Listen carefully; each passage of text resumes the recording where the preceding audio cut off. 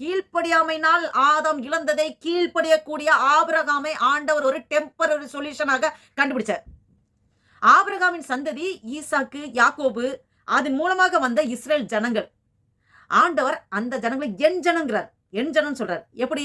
Israel மக்களை தேவன் என் ஜனம் என்று சொல்லுவதற்கு காரணம் என்ன? ஆதாம் கீழ்ப்படியாமையினால் இழந்து போனதை ஆபிரகாம் என்னவென்றே தெரியாமல் கீழ்ப்படிந்து நடந்ததாலே என் ஜனம் என்று ஆண்டவர் சொன்னார். ஆபிரகாம் பண்ணினது ஈஸி, சரி, அது கூட எல்லாம் பண்ணிடலாம். இன்னும் ஒரு காரியம், இன்னொரு கடினமான கீழ்ப்படிய முடியாத ஒரு காரியத்தை சொல்லி அதற்கு எந்த பெண்ணு கீழ்ப்படுகிறாளோ அதான் அந்த இஸ்ரேல் ஜனத்தின் மூலமா, அந்த வம்சாவளி மூலமா வருகிற ஒரு பெண்ணை தேவன் தெரிந்தெடுத்தார். அந்த பெண்ணுகிட்ட வந்து அது வந்து ஆண்டவர் பேசுறாரு. இப்போ வந்து ஒரு கன்னி பெண்ணிடம் தேவனுடைய தூதன் வராரு. அம்மா, நீங்க கருத்தரிக்க போகிறீங்க.